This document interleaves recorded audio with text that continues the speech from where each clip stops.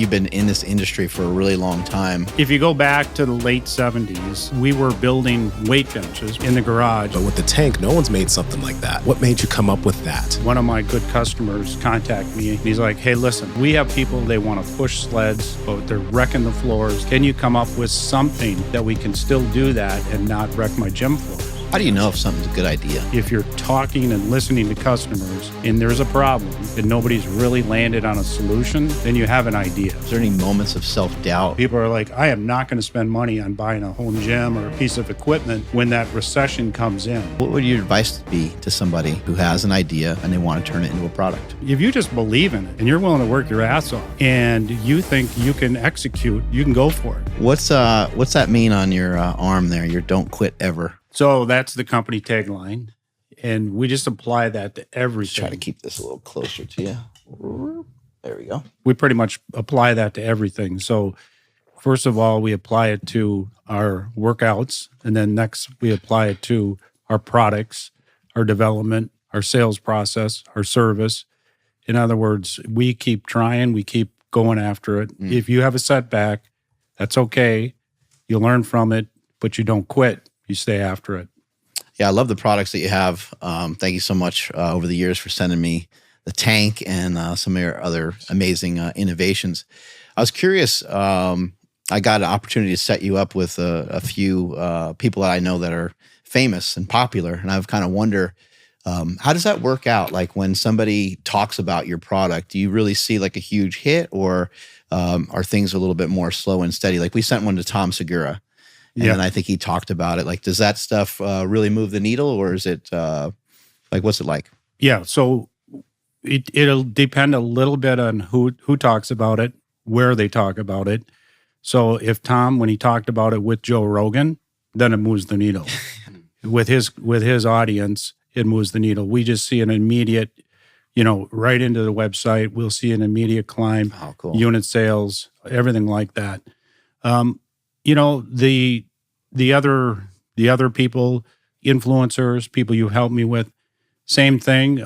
Sometimes they're mentioning it, sometimes they're, doing some video, but we can always see an increase just by people like that using our product.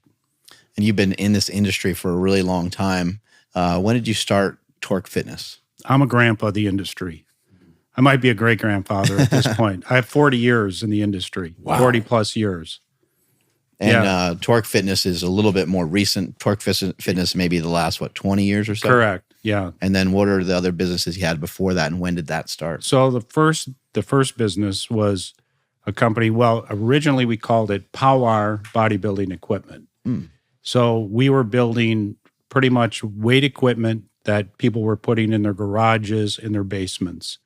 So think of Rogue. Before Rogue was around, we were building stuff like that. Wow, people had like some home gym stuff going on in early 70s? Yeah. Wow. Well, this is the late 70s. Late 70s. Into the 80s.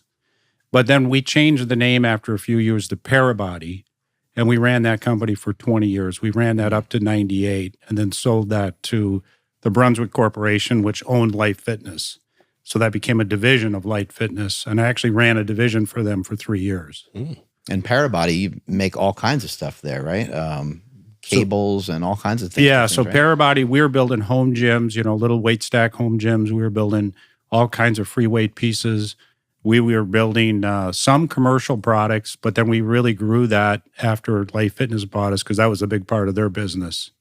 Do you recall like the first time, like did you ever see, Arnold Schwarzenegger or Lou Ferrigno, or did you see someone famous or super popular with your product where you were like, holy shit, like this is becoming a big thing?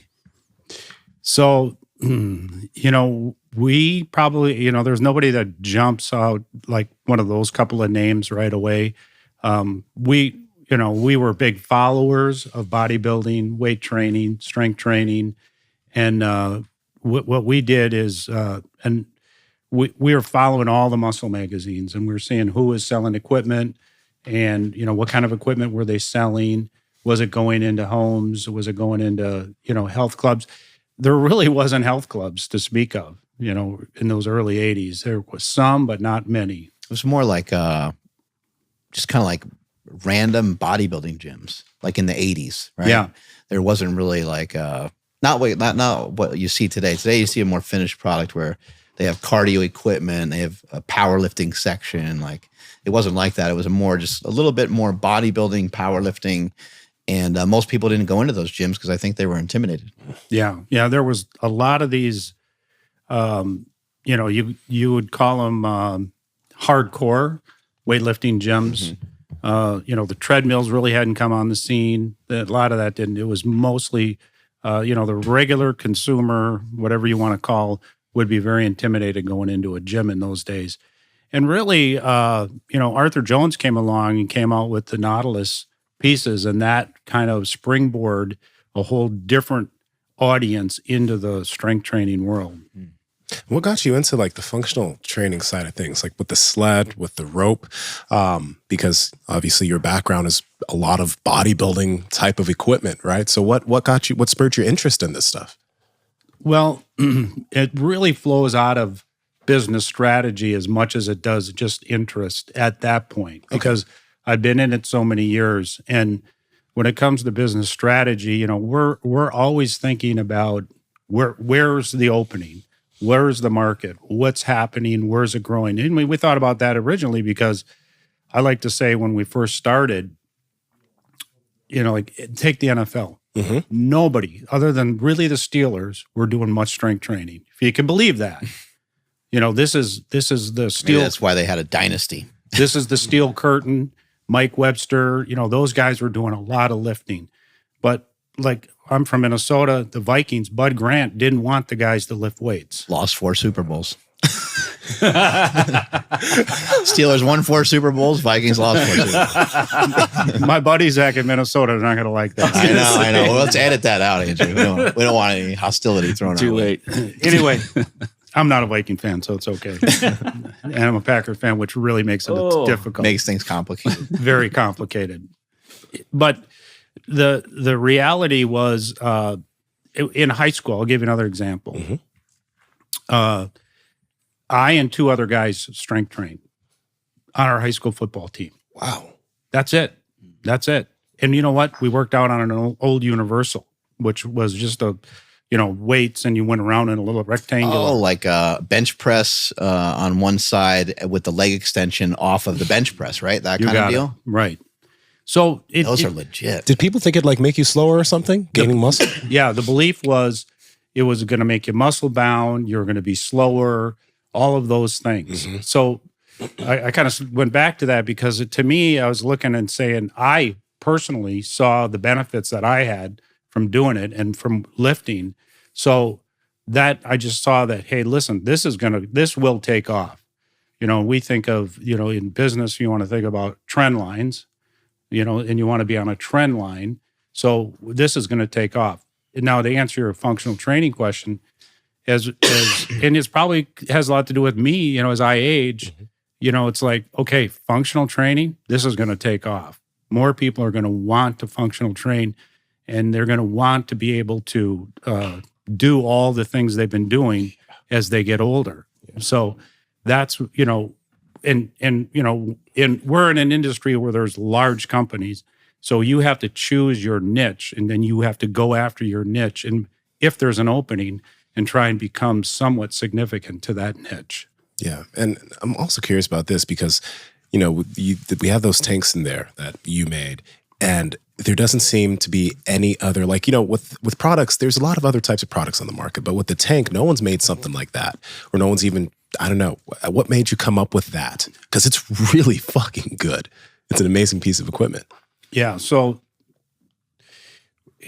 when our best ideas come from the marketplace, from people who are athletes, who are training. And in that case, I had one of my good customers contact me, and he's like, hey, listen, we have people, they want to push sleds, but they're wrecking the floors, they're causing problems. Can you come up with something, that will be beneficial, that we can still do that and not wreck my gym floors? So, I take a couple engineers, we go down, we meet with them, we kick around ideas, and then we end up with a real rough mule prototype. and then we develop from there and develop from there. And if it's a good enough idea and it's an early enough idea, then we try to wrap IP around it and see if we can protect the idea. So that's what we did with the tank. How do you know if something's a good idea? Well, you certainly have the ability, if you're talking and listening to customers, and there's a problem, or there's a big enough issue, and nobody's really landed on a solution, then you have an idea. Now, how do you know if it's a good idea? You have to do some early concepts, early tests, and early demos. Show it to people, try it, see does it have any legs? For me, it's always been time. Like if I think I have a good idea and then a couple weeks go by, I kind of look at that idea and I'm like, that wasn't really that good of an idea, I don't think. But it happens in the reverse of that sometimes too. A couple weeks or months go by and I'm like, no, I need to push on that idea. That's a good one. I need to go lean into that. Yeah, I think time, because the company that we have is got a group of people who are extremely experienced. So what happens is we're able to have ideas, and a lot of them bubble up from our direct sales team or from different customers who we've worked with over the years. And then those ideas get put into some kind of a list. And then our top engineer, Tom, he takes some time and he looks at the idea and he sees if he can at least get a concept, something you can see on a computer screen, and talk about the concept and then move it along. And I think because we've been in the industry long enough, we have enough experience on our team, you're able to vet the idea to a certain point. But even then, you want to take it, and we're working on something now that we're really excited about, and we were able to take it to two of our best commercial club customers and show it to them and say, what do you think? And then literally they'll say, yes, but, and then you make some changes and then you move it along. Was the plan for Torque, this version of your company, was it always going to be, we're going to introduce the tank and then start moving into the rest of the gym? Because I've seen some of the functional trainers and they're very impressive, but in my head, when I think of Torque, my first thought is the tank or tanks and then the rest later. But was that kind of like always the idea in the beginning? Yeah, we had a lot of other products before the tank. We had a bunch of, this is back to, making some tactical changes in our business. So we had a bunch of single station selectorized pieces, and we had that line for 5+ years. And in the process of having that line and having marginal market success with it, and then really seeing that functional training was going to grow, we started developing products that would work within functional training beyond just the tank. So we have a line called X-Create, and we have a lot of cable stuff and, a lot of storage. Storage is a huge issue for health clubs. Oh, yeah. Was that maybe a little bit after you came here the first time? We were down the road on X-Create, I believe, at that point in time. Yeah. Not to the point we've developed it now. Yeah. Yeah. That's cool. Because I remember, when we got into some communication, obviously I knew about a couple of the products, but I was like, oh, I didn't know he makes everything.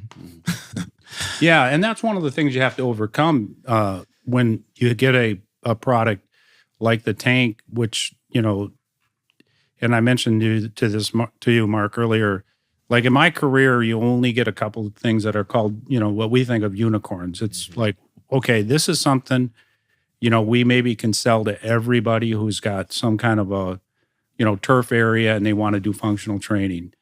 And then the question is how do you move beyond that and not just be this single product company? And that's what we were able to do, because then we said, if it's on the turf, we want to be able to develop and have the products that you can utilize on that turf.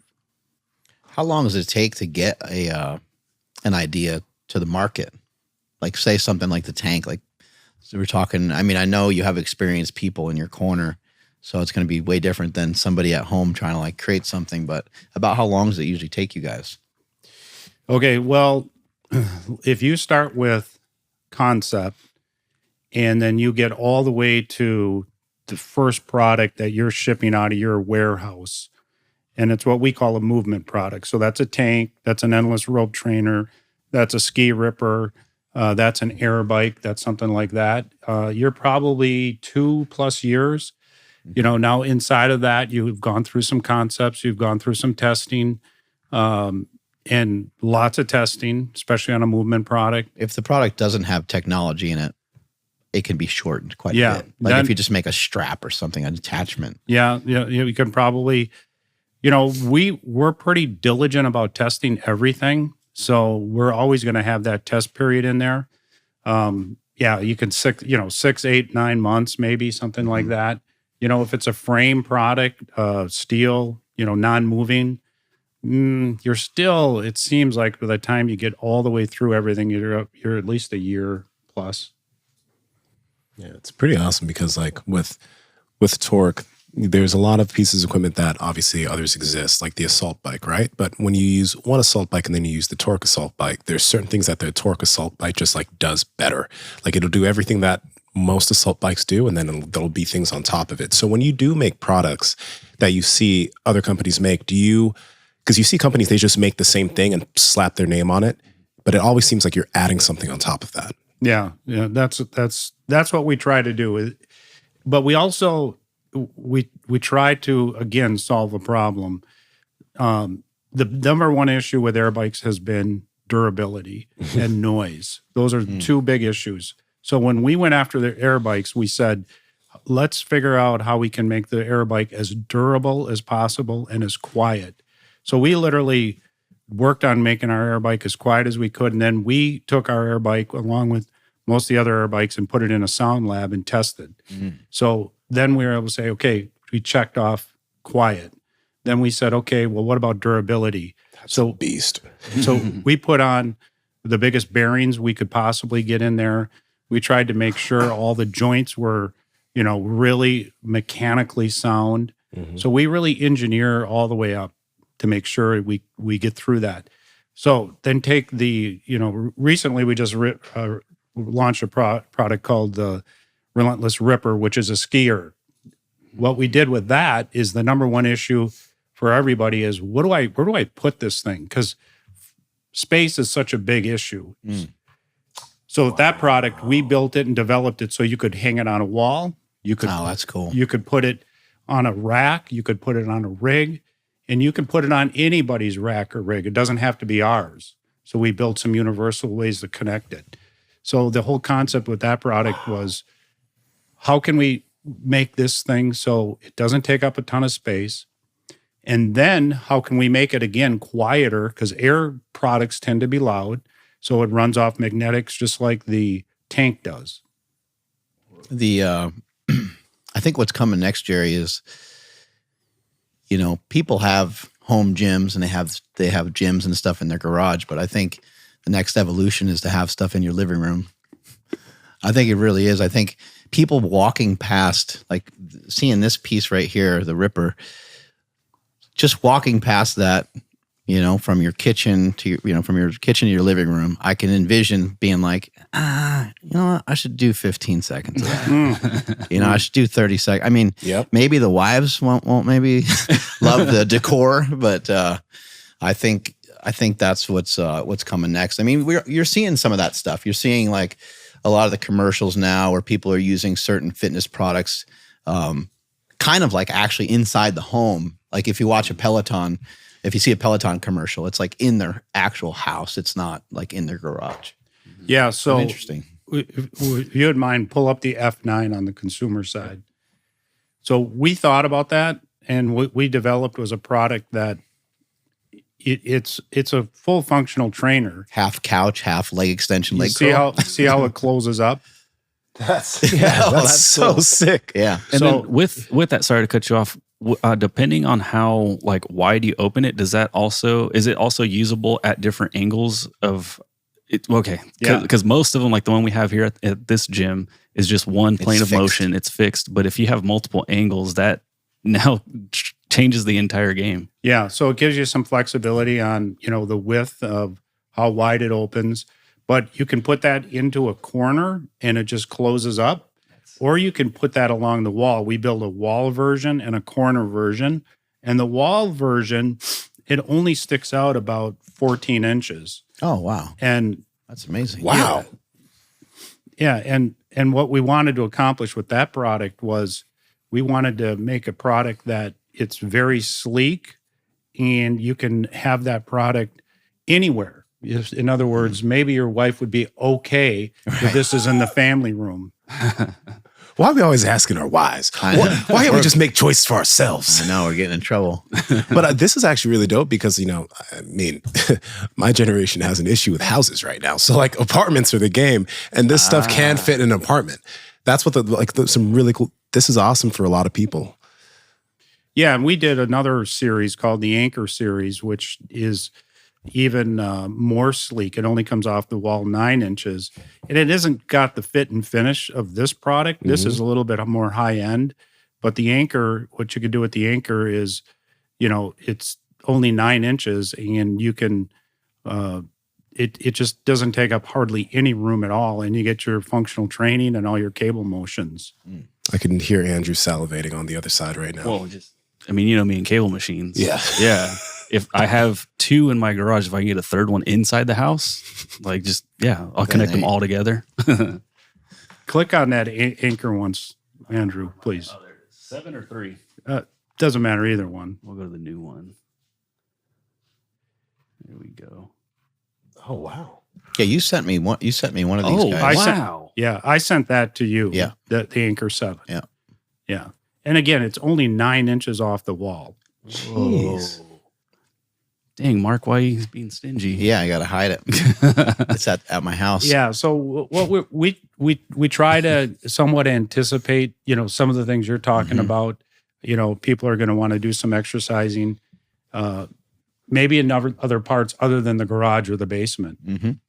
Well, and just, again, I'm kind of thinking like you walk past it, maybe you don't do a full workout, but you just make a commitment and you say, every time I go past this ski erg thing, I'm going to, do some reps on it. Yeah. And that way you just kind of microdose some fitness into your day to day. Yeah. The Torque Tank is a piece of equipment that's used by players in the NFL, NBA, MLB, and athletes around the world because it is quite literally the best sled on the market.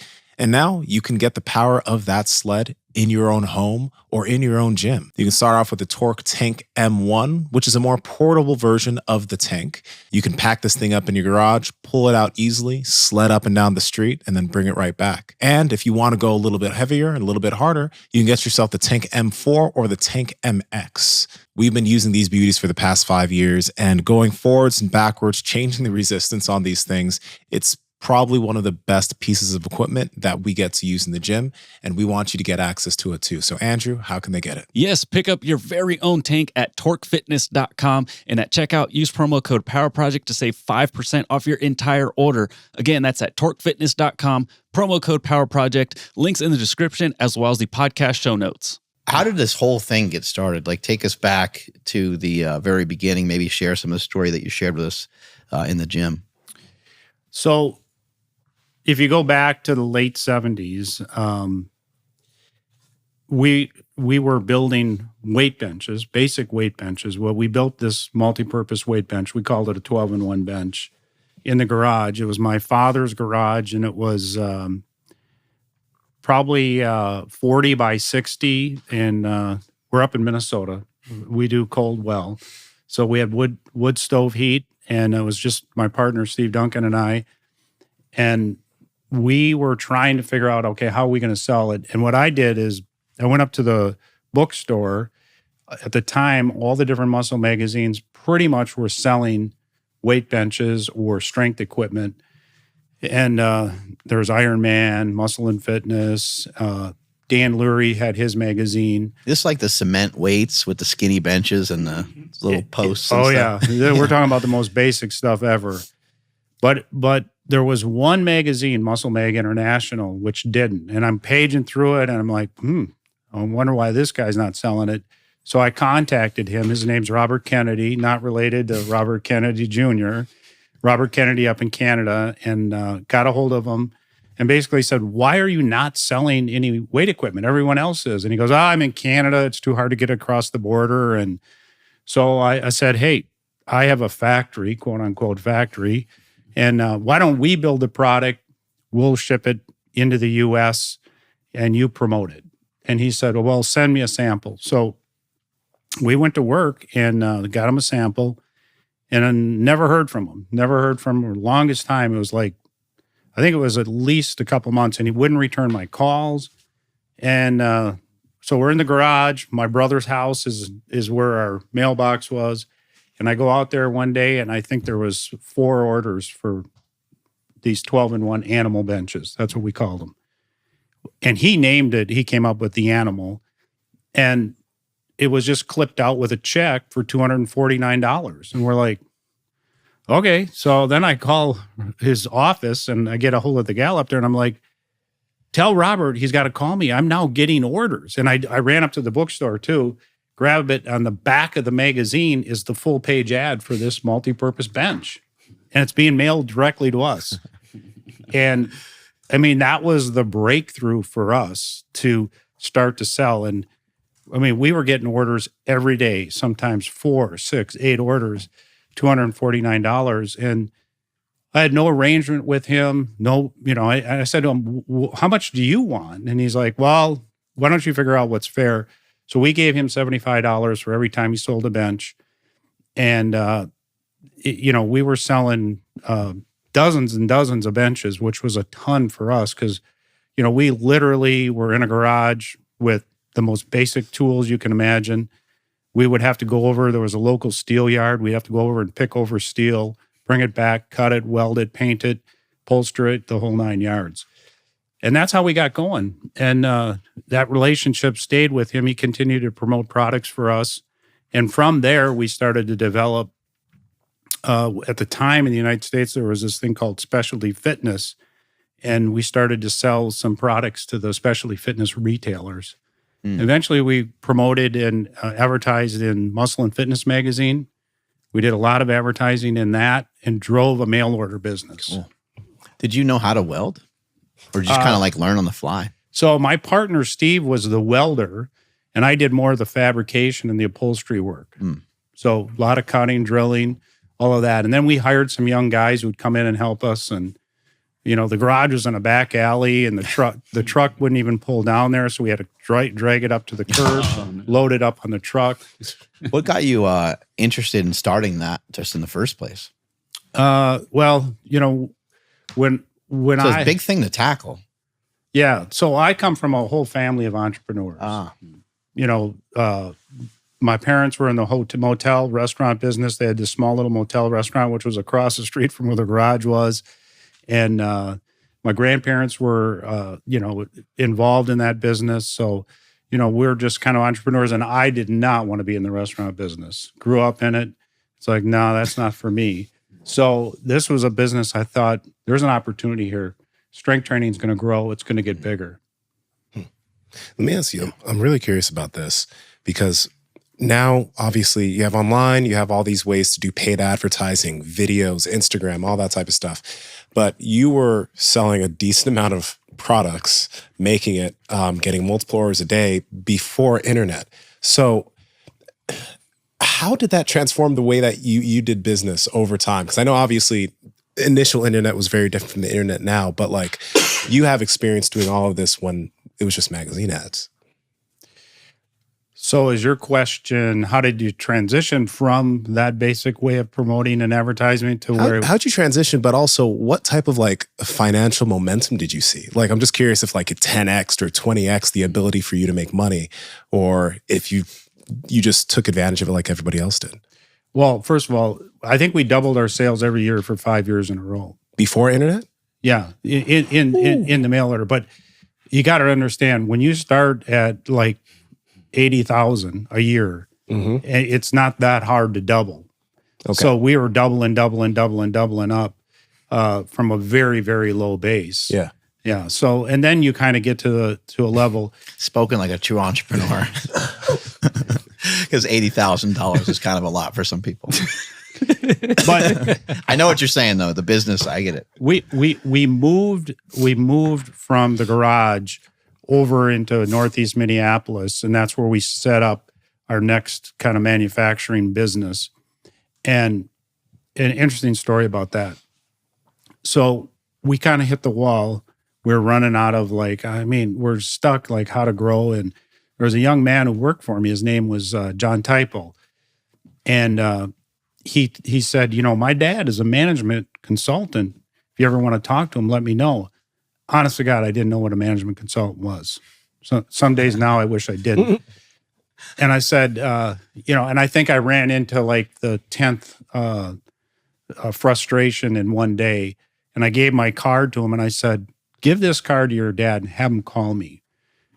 So his dad calls me and he says, well, why don't you come over and meet at my office? So I go over there and he's a great guy, World War II bomber pilot, worked at the 3M Corporation, which is a big company in Minnesota, learned a lot of the management system at 3M, and then kind of built his own consulting business or built around their management system. So he said, well, here, sit down and why don't you tell me what you know about business? And I was 26 at the time. Mm-hmm.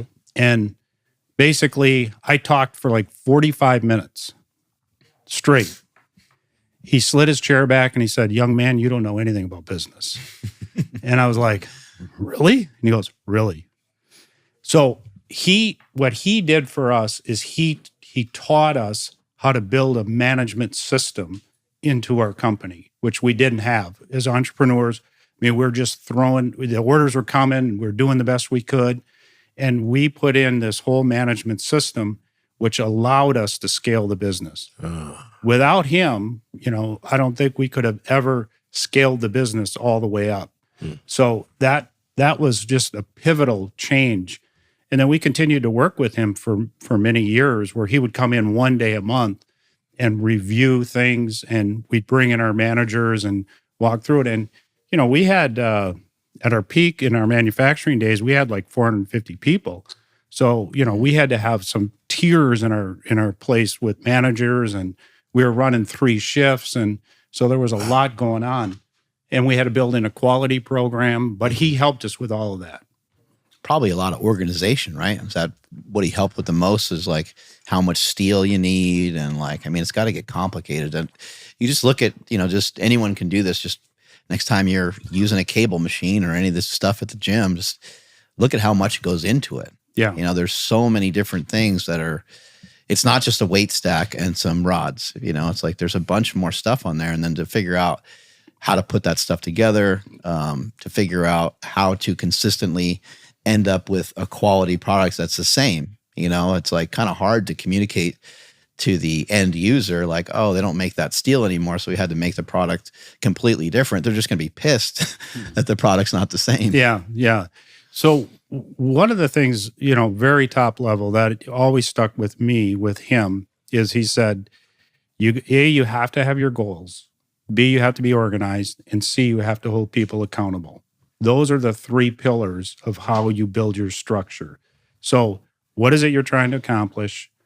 Who are you going to do it? Who's going to do it? What's the organizational structure supporting that? And then you have to hold people accountable to what they say they're going to do.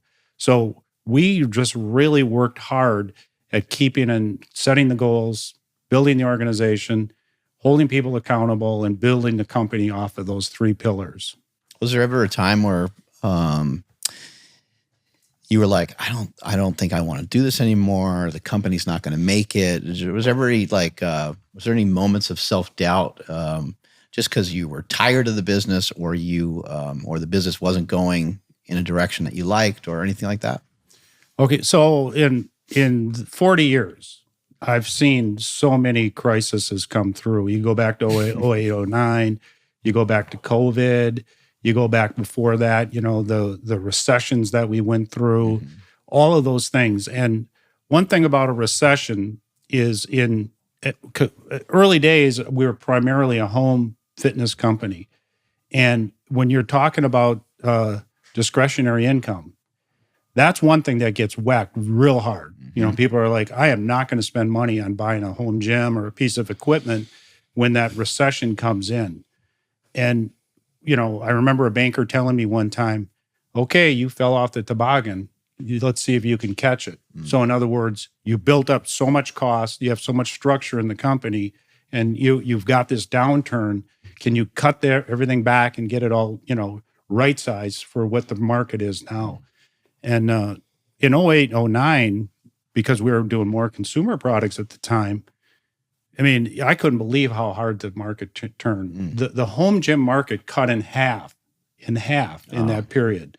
So, you know, that's when we really started to say, we're going to have to get balanced out. We're going to go commercially. But every crisis, Mark, when I think back, every crisis was pivotal in how we then were able to say, we're going to create a new future. I'll give you another example. So 08, 09 was the crisis of we're going to be more commercial. COVID, because our commercial business, it shut down. Health clubs shut down. They quit ordering. Okay, and that was the vast majority of our business at that time. We went back into consumer in a hard way. I mean, the day COVID and everything shut down, I pulled in our marketing team. I pulled in our purchasing and all of our people, and I said, listen, we're going to figure out how to sell more home products. We're going to make home products a bigger part. We're going to do it right now.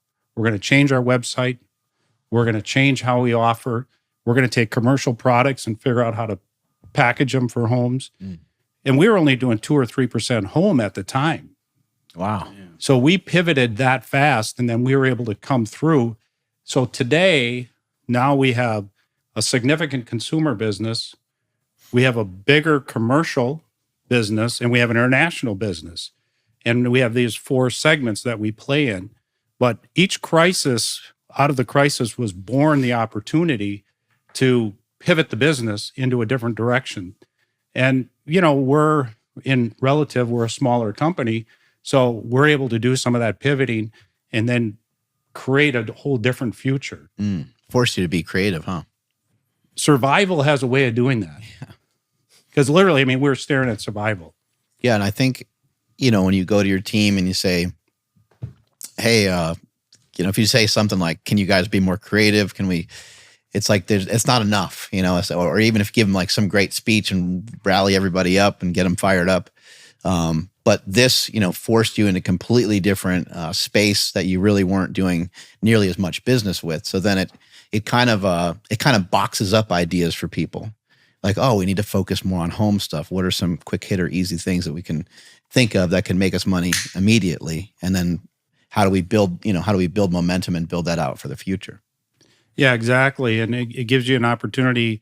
You know, I think that was such a dramatic shift that, you know, everybody was able to step back and say, we need to figure this out. Okay, we can do something with it. You know, and we came up with a little simple thing. Everybody wanted dumbbells and everybody wanted weights. Everybody was stocked out of them because the clubs closed and everybody wanted to get them. So what we did is we said, if you wanted an Olympic bar and some weights, you had to buy a rack with it. We'd sell it in a combination. So we were able to kind of push up our average order value by doing that. And, you know, people would say, well, no, I just want the weights, and say, well, we're only going to sell it this way. So we were trying to take advantage of the market and give, you know, the people that wanted to be able to do a full workout some equipment they could be able to do it.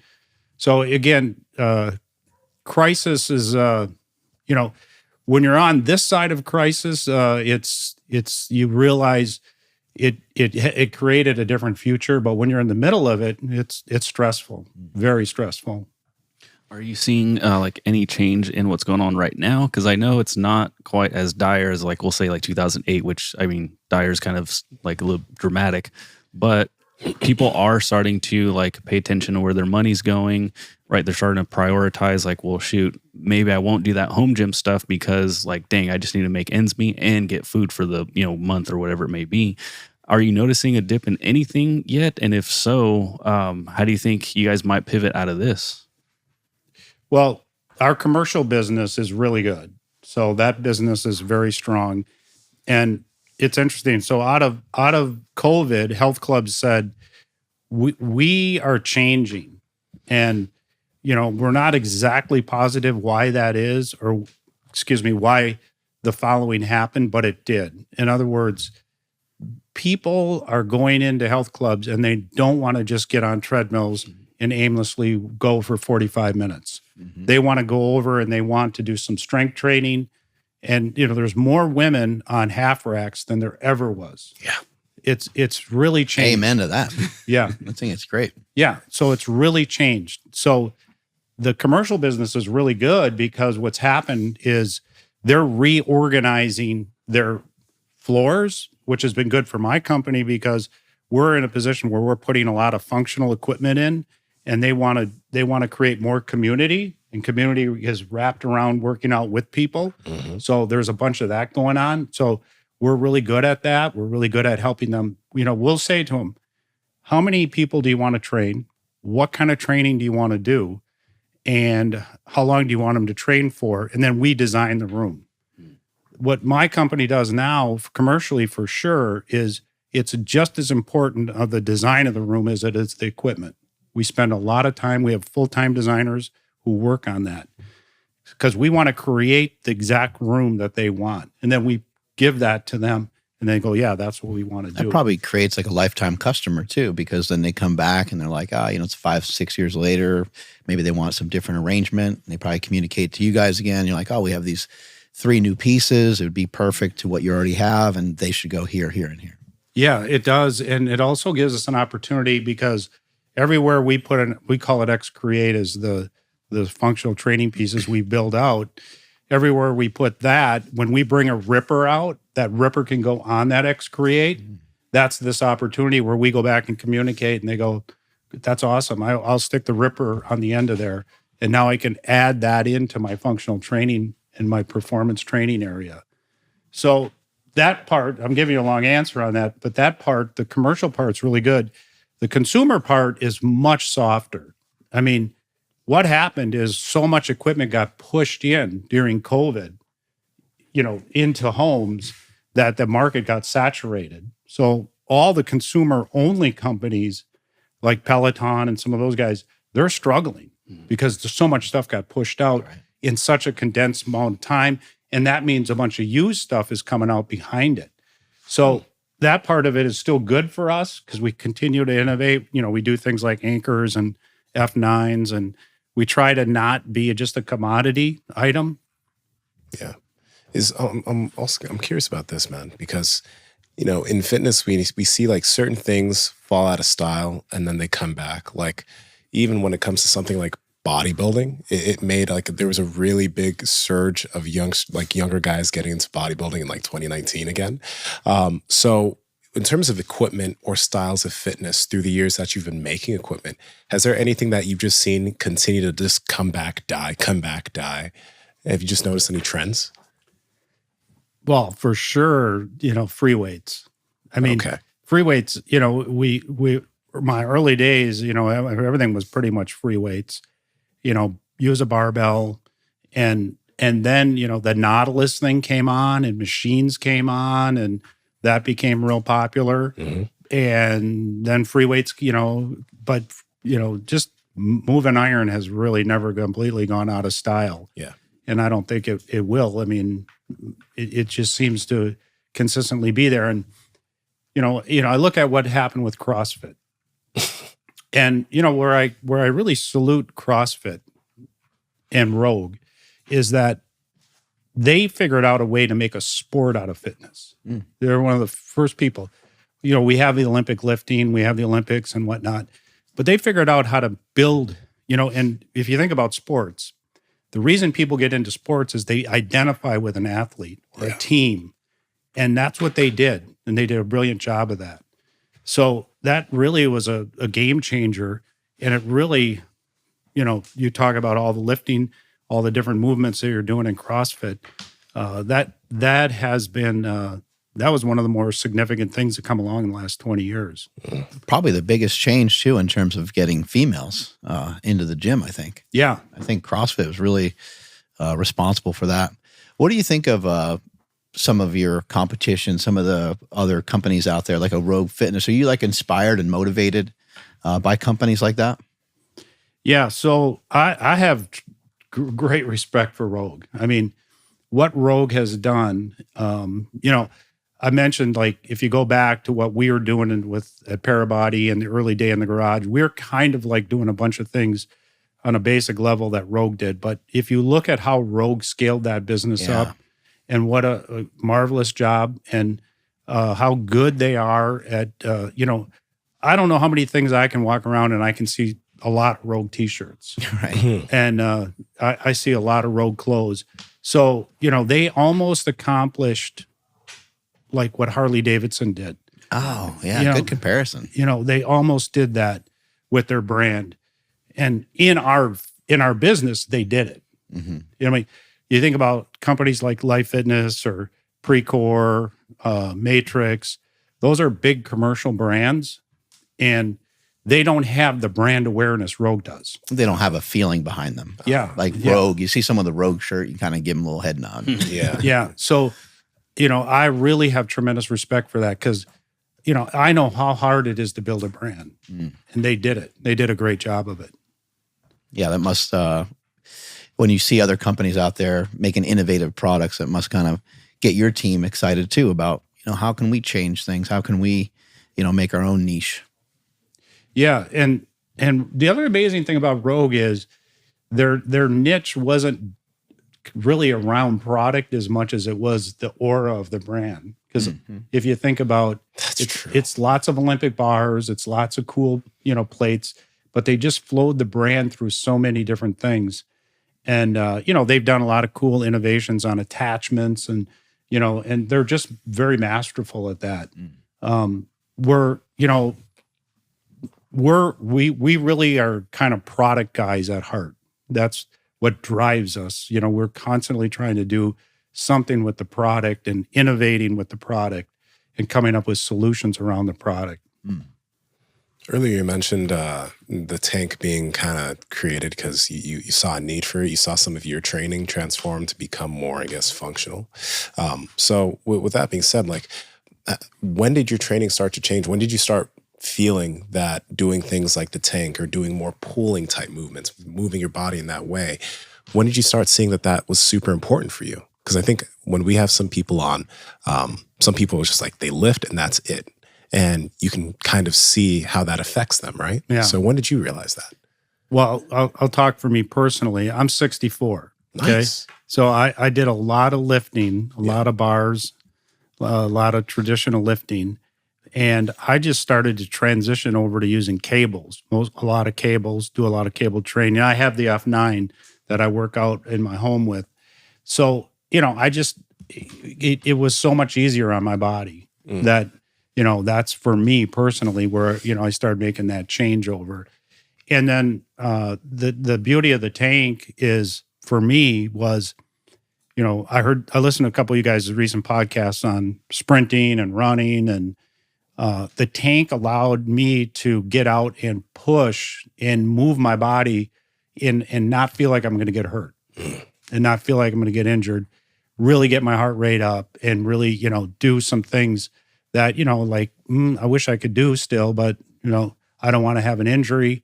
They take longer now to heal and all that stuff. So that's kind of how it happened for me personally. And, from a business standpoint, I think back to openings, we're looking at the marketplace. We're always looking at the marketplace and where's it going? What's it happening? Where's the opening? Where can we niche in and take advantage of what's happening in the marketplace?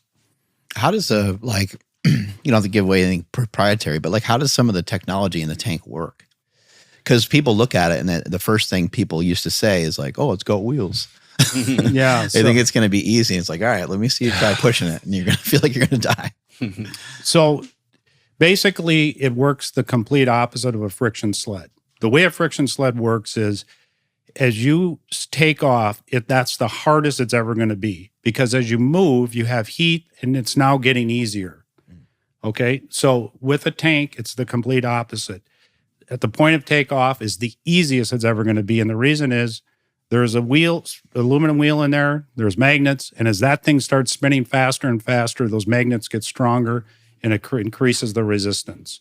And we're just adjusting the magnets when you go from one level to the next to increase more resistance. So the harder you push it, the faster you push it, the harder it gets. So it's the opposite of a friction sled.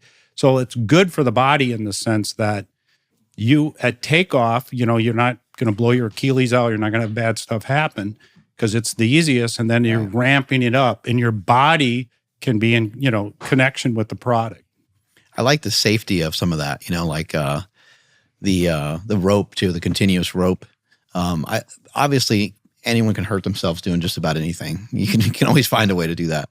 But with something like the tank or something like the rope, I find that you can give it a really good effort and it just doesn't feel like you're going to get hurt. Especially the tank, because you get to lean your body weight into some of that. And for some people, just dealing with their own body weight sometimes is really tough. So something like sprinting can be very difficult for a lot of people. But if you put the tank, you flip it up to 2 or 3, you get to kind of lean some of your body weight into it, and you're going so much slower that the odds of you getting hurt are much decreased. Yeah, I think it's one of the big benefits of the product and being able to use the product and get a really good workout. I mean, really get your heart rate up and really have a great workout. I love what it does for legs. It's amazing. Pushing it forward, pushing it backward. But in addition to that, you get to do so many upper body movements off of there. Just pushing it explosively, doing rows and stuff like that with it. And Nsima has actually kind of come up with some pretty cool ways of dragging the sled where you're moving your shoulders around and you were pulling in many different directions. Yeah, you can pull and push the tank in a lot of different shapes of your body. If you have the ability to get yourself one, it's one of the best tools I think you can have in a gym, in confined space too, because it has the benefit of most movements you do, you're standing still, but this you're able to move through space and produce a lot of fucking power, which you want to be able to maintain that output as you get older. The other thing we're doing in that whole tank category is, so we have 3 models. We have an M1, that's that 3-wheel tank. Then we have the M4, the MX. Well, the M1, a lot of people who are either personal trainers or they're garage gym people or whatever, they're buying that. They can take the handles off, throw it in the back of their car. They can go anywhere with it. The M4, that goes into lots of CrossFit boxes, training studios. The MX is an elite product. It has the highest levels of resistance. And that product can, we get that into a lot of universities. Many of the NFL teams are training with that product. So we have those 3 categories. And the other thing we do, and I think we're going to have it, the updated version, go live on the website here in the next 2 weeks, is we created training where you can go on, you can watch about 45 minutes of video, you can take a test, and then you can get certified as a trainer on the tank. That's cool. Yeah.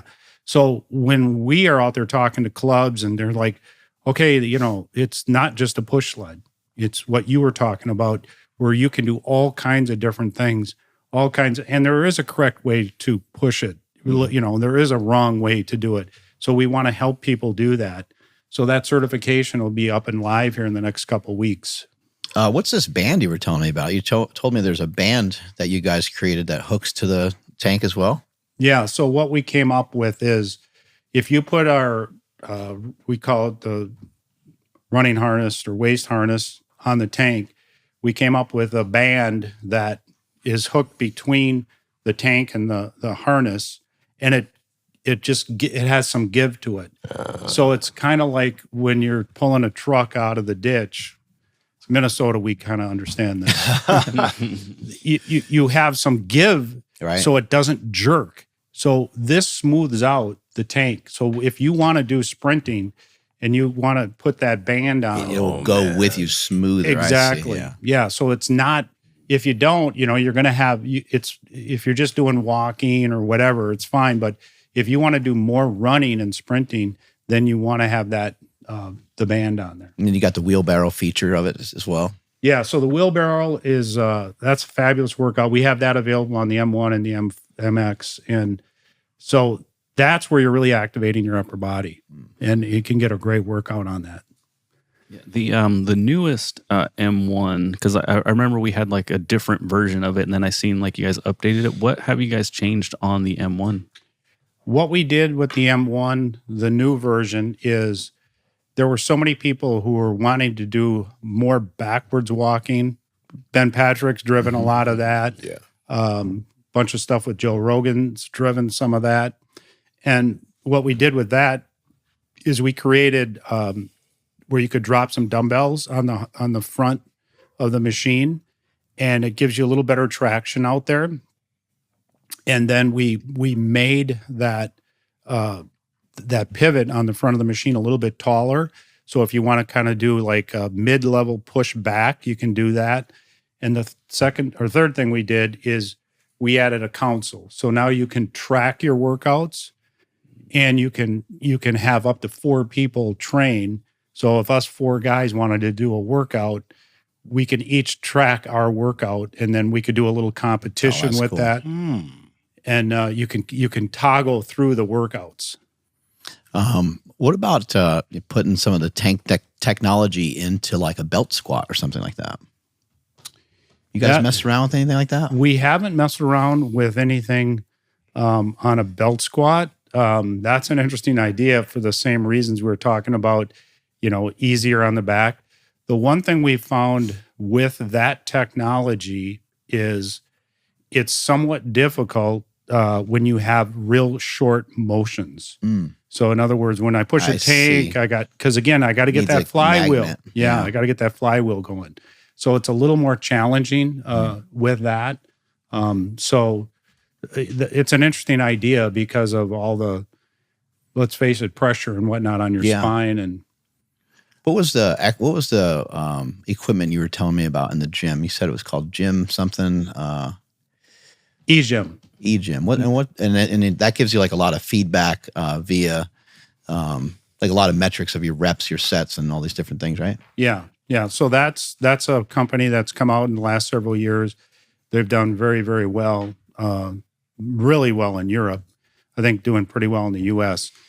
But what they did a great job of is it doesn't have a weight stack. It has there's a motor in there that's creating the resistance. And what I think is really quite well done is the feedback that you're getting on the screen, the way the machines adjust to your body to get in them.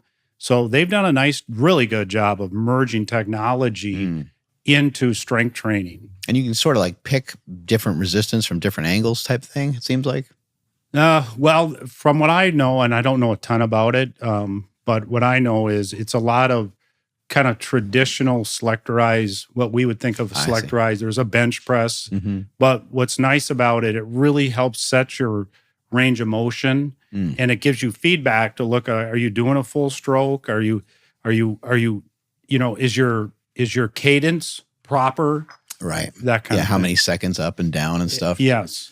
Do you think like more technology will be integrated into a lot of the products that you have? Do you think maybe at some point there'll be some version of AI in there, or has that been talked about at your company?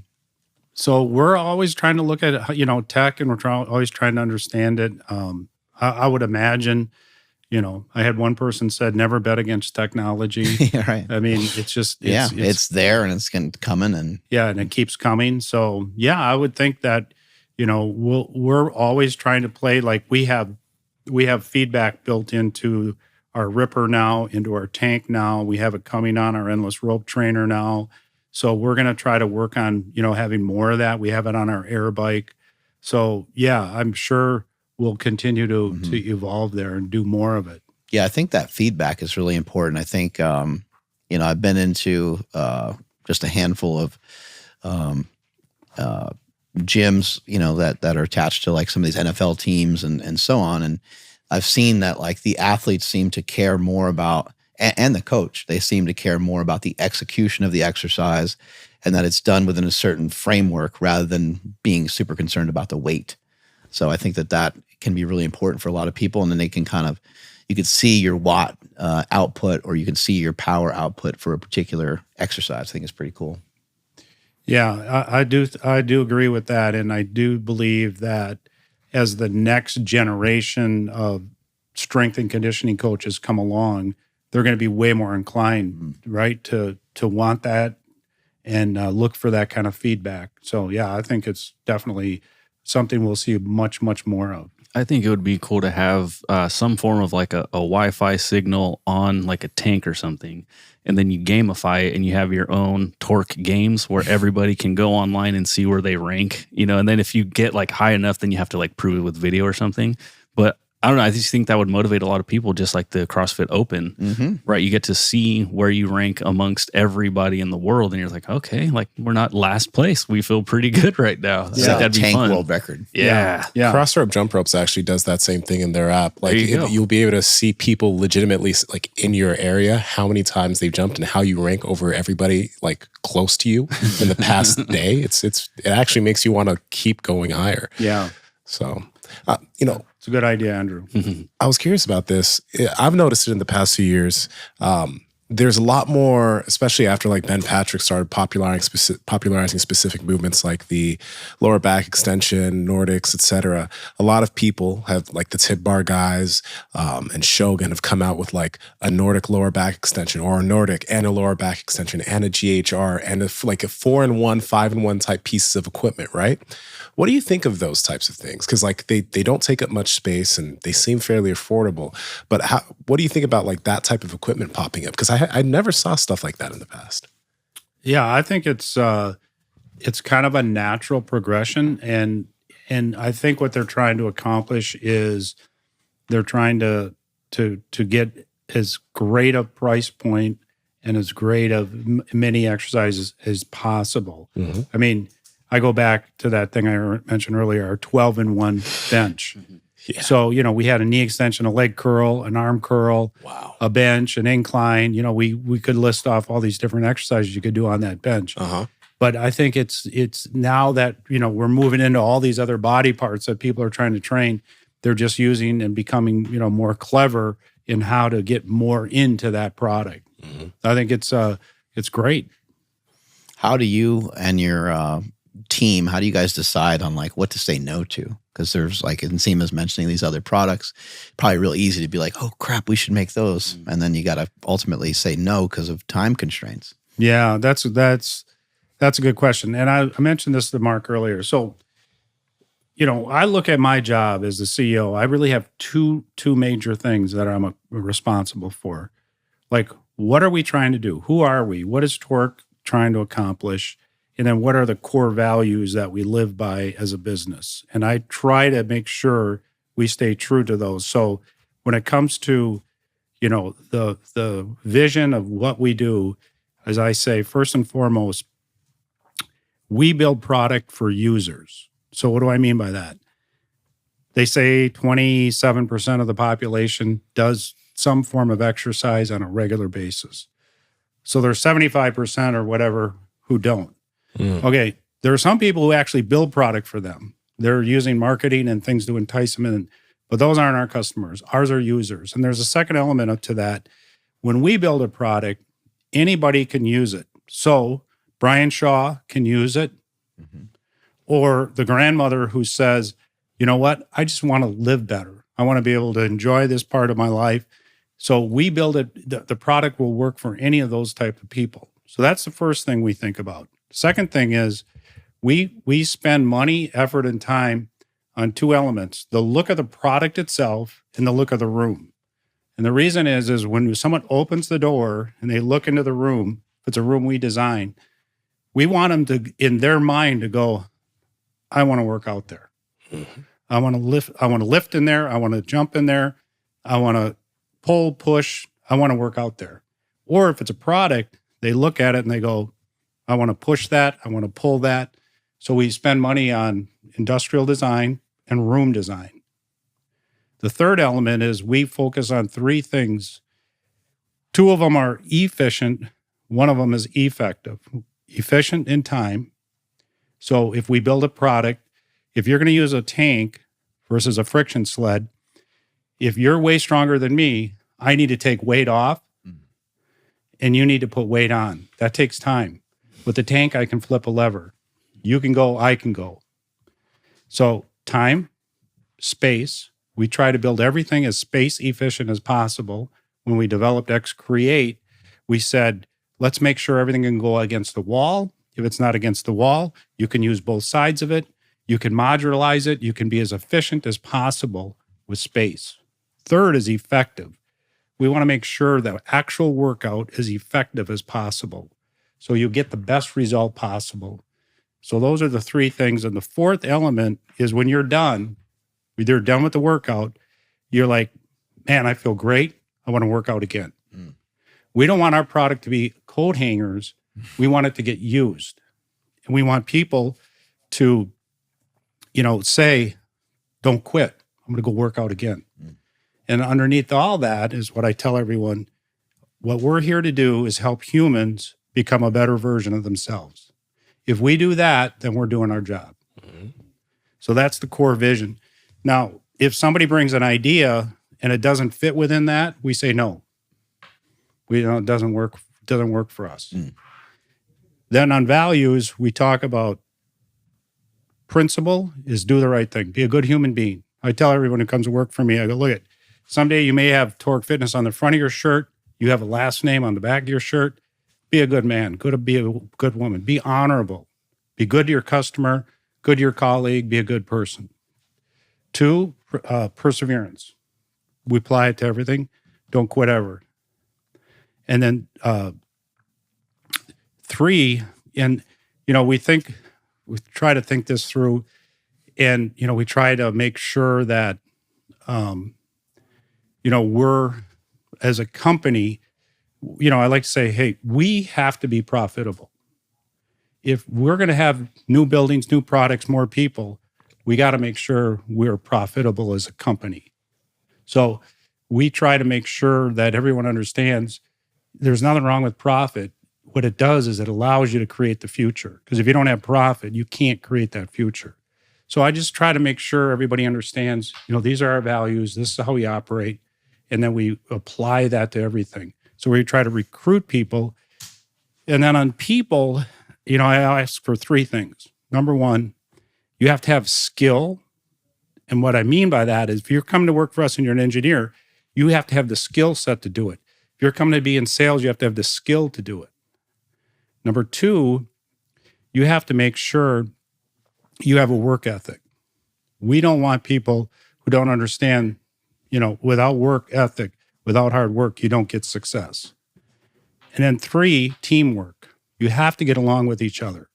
You have to be willing to help out. So we recruit people who fit that. So then you have what's called a corporate culture. And that's that's my responsibility.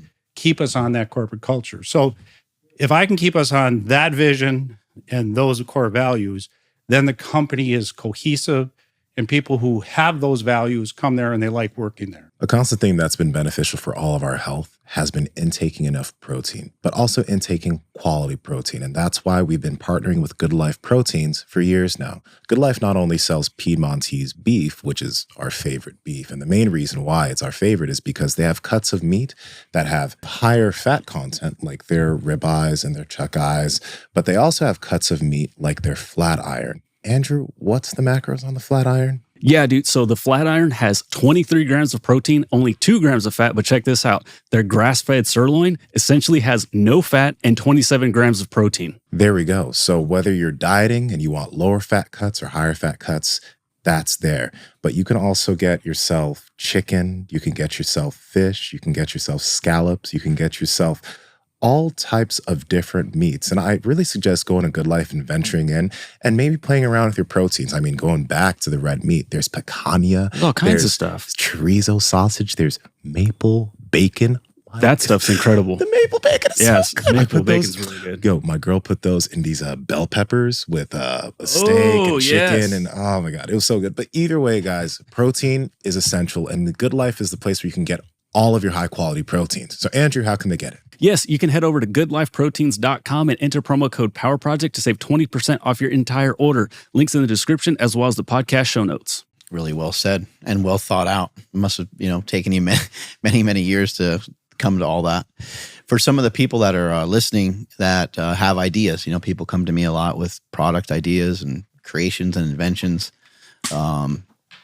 Sometimes people will say, "Oh, I'm not all that creative. I'm not really sure exactly how I would figure this out or how I would make it." What would your advice be to somebody out there who has an idea and they want to turn it into a product? Let me answer that two different ways. One way would be, because people bubble ideas up to us a lot. And we always like the idea of, having new ideas and concepts coming in. But what we had to develop over time is, if you don't have something wrapped around it from an IP standpoint, if you haven't got some way to protect your idea through patents or copyrights or something, then we really don't engage. And the reason is, we may already be working on it. Then we have a conflict. Mm-hmm. We end up licensing something to you that can't be protected. Then, we've brought it to market, and now in comes the competition. Mm-hmm. So we choose, only to look at things like that. If you have a very good idea, what I would suggest, especially if it's a unique idea, see if you can get something wrapped around it, some kind of patent protection. Because without it, if the idea takes off, the competition is so intense, it'll come in, it'll take your idea. So if it's a product or a product idea, that's how we think about it, and we think about it ourselves. But there's a third thing. If you just believe in it and you're willing to work your ass off and you think you can execute at some level where you can get that product to the marketplace at a reasonable price and still make the kind of money you want, you can go for it. But we have those two benchmarks that we think about. Mm-hmm. If it's license that comes to us, right, or if it's, your idea, try to wrap something around it. I think something that I'd like to encourage people to do is that I think a lot of times people have an idea or concept and they think that, they want to turn this idea, they want to turn it into a business, and they want to turn it into like all these other things. And I think sometimes we have a tendency to get ahead of ourselves. And if you could just think, this item that I'm going to create, this thing that I'm going to make, is that something that you really want to do? Like, do you really like it? Do you really enjoy it? Is it something that you'll be excited about 5 years from now, 6 years from now, 8 years from now? Because all of that stuff's going to take a really long time, to if you're not pumped about it in 5 years from now, then probably nobody else will be either, right? So you have to be excited about it. And then the last thing I would say is, like, I wouldn't worry so much about having this thing try to be such a home run. There's nothing wrong with collecting some base hits. There's nothing wrong with getting on second base. And there's nothing wrong with striking out either. There's nothing wrong with striking out here and there and having it just not really work well. But what I would like for people to have in their head is, imagine if the product that you made you $20,000 for the year. Then maybe the next year it made you like $30,000. Maybe it got up to, over a couple of years, maybe it got up to, I don't know, 50, 60. Like, they're probably not going to put you in Forbes magazine, right? But it's something that you like. It's something that you set your mind out to do. It's very admirable. You had an idea. So many people have ideas and they don't do anything with them. You had an idea. You brought it to market. It's making money, and it's something fun and cool that you're doing. And as long as it's not really hurting you or costing you anything, I just like to mention that because I hear so many times people, talking about so-and-so sold their business for $100 million, and then this guy did this and this guy. And I think that some of those numbers just kind of overwhelm people. And what would be wrong with making a living off of something that you love doing, especially if it was something that kind of started out as like a side hustle? Yeah, I think you have to decide, what your ambition is. And sometimes that side hustle, it could blow up, and mm-hmm. it could be even greater than you ever anticipated. But I will tell you that now that I'm 64, mm-hmm. the one element that is limited is time. So unless you're really passionate about it, you only have X amount of time. Mm-hmm. and you might learn from the side hustle what didn't work, and then from the side hustle how you pivot and how you come up with some other angle to make it work. So you just wouldn't want, if the person goes, man, for 5 years I'm going to grind away here and I'm only going to go from 20 to 50 grand, you can't hardly live on that in today's world, right? Mm-hmm. So unless it's truly a side hustle. Right. So I guess my thing is, be a student of what works. And, what I did when I got to that certain point and I was stuck. And I think everybody who's an entrepreneur who goes up, you'll hit these levels where you get stuck. And that's where you need somebody else to come alongside and give you good advice and be able to say, and I think the best advice is paid for versus just given. But somebody who comes in and says, hey, you know what? Here's the systems you need to put in. Here's the changes you need to make. Here's the things you need to do to be able to kind of scale up to another level. And not everybody has to scale a company way up and, like you said, sell it for $100 million. Mm-hmm. I'm more hesitant now at this stage in my life to say just passion's enough. I don't think it is. I think you should think it through. It needs to be a good idea. It needs to be a very good idea. There's a great book. I'd recommend anyone read Peter Thiel's book, 0 to 1. Mm-hmm. It's a great book. It helps you think through all, how proprietary technology, all the different things, why should you try to venture into something? It's not for everyone, but it's a good book and it's an easy, little book to read. I liked what you said about, wrapping some IP around it, trademarking it, patenting it, like whatever way you can. And if you come up short on that, there may be some other things that you can think of that that sort of make it intellectual property without it being litigious, without it being like a lawful attachment. But so like if you were making something, just take my slingshot, for example, I was fortunate to be able to get a patent for it, but I put it on the market before the patent came because I just knew that I was going to be able to do something awesome with it just because of sort of who I was already. So I knew that it would sell well. I was already popular, so my situation is quite different than some other people, but I also knew that if I built other products around it, that would kind of solidify it's not just a product. It's not just this thing for bench pressing. It's actually, wrist wraps and elbow sleeves and knee sleeves. And it's all stuff that has to do with protecting yourself for lifting. So that was like, I would say there's probably more ways to make something a little bit proprietary without actually ending up with a patent, but a patent is really important. Yeah, I like that.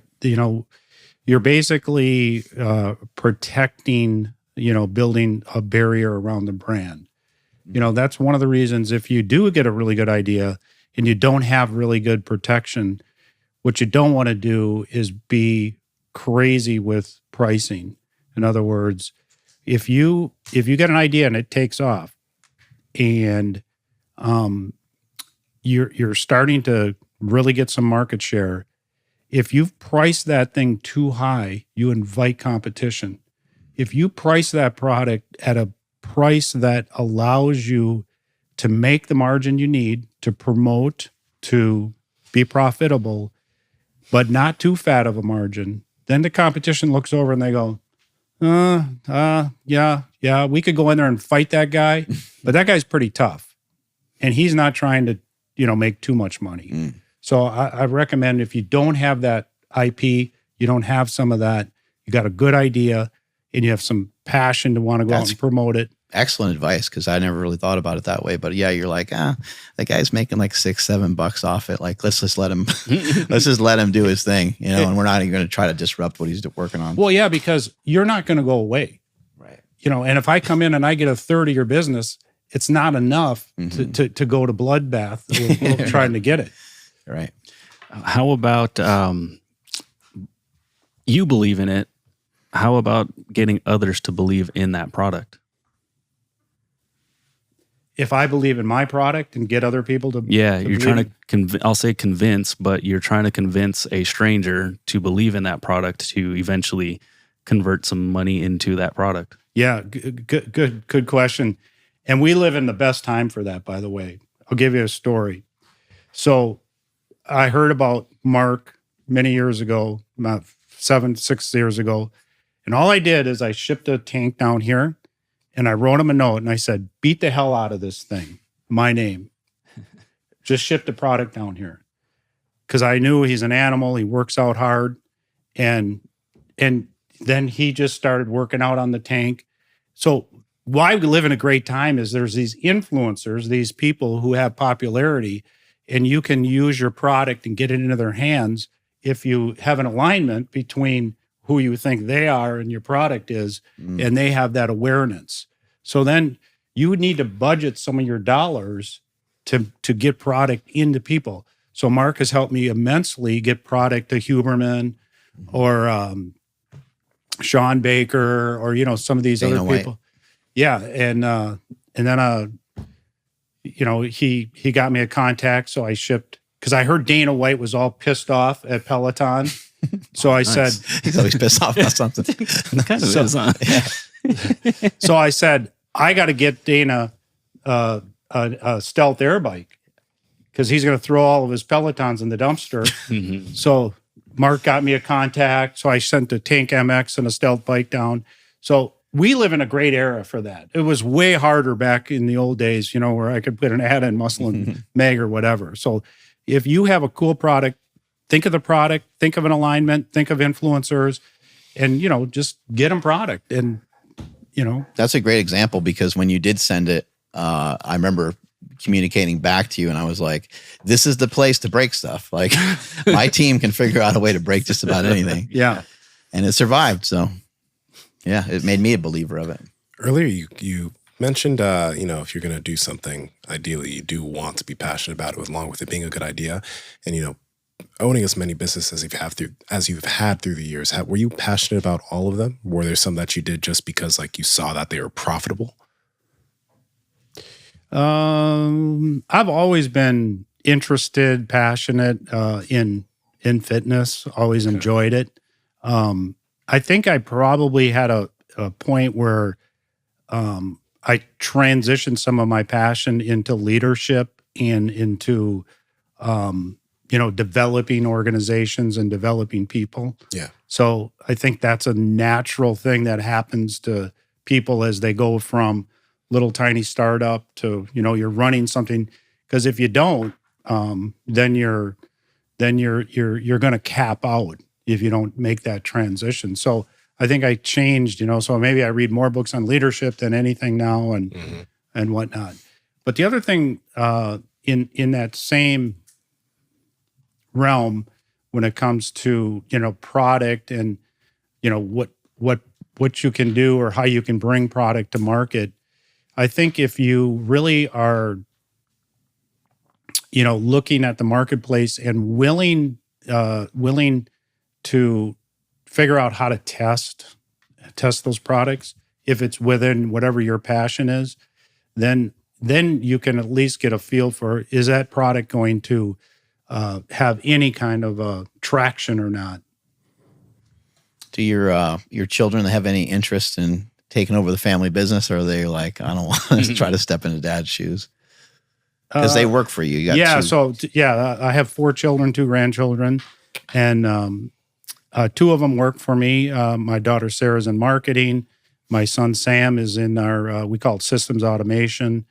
And you know, I don't know where we'll end up here in the next several years with the business. But you know, I know they really enjoy the business.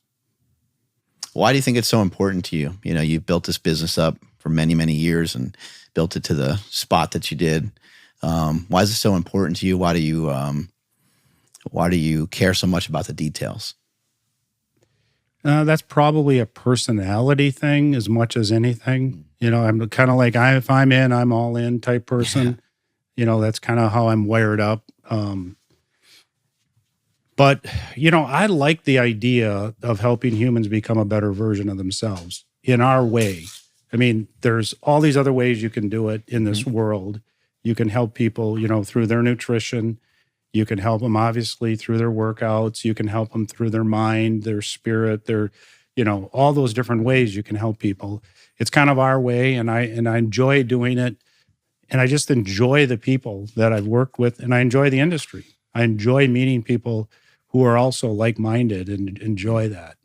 Yeah, it's life-altering when you first get into weights. So it must be an amazing feeling to get other people to feel some of that. Yeah, exactly. And for me, I think I had a kind of a I don't know if it's a renaissance or the right word is, but I got diagnosed with very aggressive cancer. So I had cancer 5 years ago, and then I got, and they told me it was aggressive skin cancer. It was on the top of my head.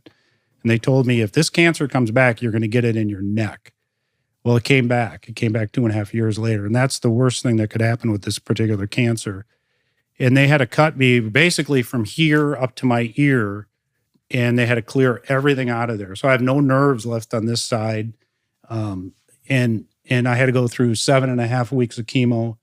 I had to go through radiation, and very, aggressive. And it was kind of, well, in fact, when I was talking to the doctor, I said, well, what's the chance of me making it through this? And he goes, 66%. Well, that means there's 30 some chance I don't. He says, if this gets into your lungs, you will not make it. That's how aggressive this cancer is. So anyway, for me, I got done with that, and I just made some serious lifestyle changes. I cut out alcohol, changed my diet, really got rid of sugar because I know cancer loves sugar, and I did a lot of different things. I upped my workouts. But when I was going into treatment, the other thing I did is I said, and I had already been working out on a regular basis, but I really amped my workouts. And when I went into those chemo treatments and I went to those radiation, and people looked terrible, and I didn't, because I had a basis that I went in there with. That must have been hard to train because, doesn't it makes you sick and stuff, right? Oh yeah, but I worked out every day but 3 days, and I went to work every day, but a few half days. But I really applied, the don't quit attitude. I just said, I'm going to go into this with a strong basis. I'm going to get through this with a strong basis. And then when I came out of it, I said, I'm going to make some serious changes because I want to live, this next phase of my life with my grandkids, my wife, my kids. And, for me, really applying that and kind of powering through that was, it made me a better person. I don't wish this cancer on anyone. It's nasty stuff. But for me, it made me a better person getting through that. Yeah, that's incredible. I didn't know that. You got a question? Yeah. Earlier you mentioned the best information is that which you pay for. And you mentioned 0 to 1 by Peter Thiel, right? So out of maybe 3 to 5 or some of the most, the most influential development books on your end, what would you suggest that people get their hands on? Okay, so the old school book, in my opinion, best old school book is The Magic of Thinking Big. And if you haven't read that book or listened to that book, you got to go listen to it or read it. Need to revisit it. Yeah, revisit that book. And all the guys, if it's, the motivation people, it's the foundational book. And I give that book out all the time. I encourage people who I work with. I had everybody in the company read it. But The Magic of Thinking Big is just, to me, it's long, but it's really fundamental. It really helps, and it really challenges your mind to think. If you enjoyed this episode, Jerry Dettinger, check out this episode with Steve Weatherford. This was a bit of an emotional podcast for a lot of us, and it was a really enjoyable listen. You'll learn a lot, and I think it'll make you feel hopeful. So check it out.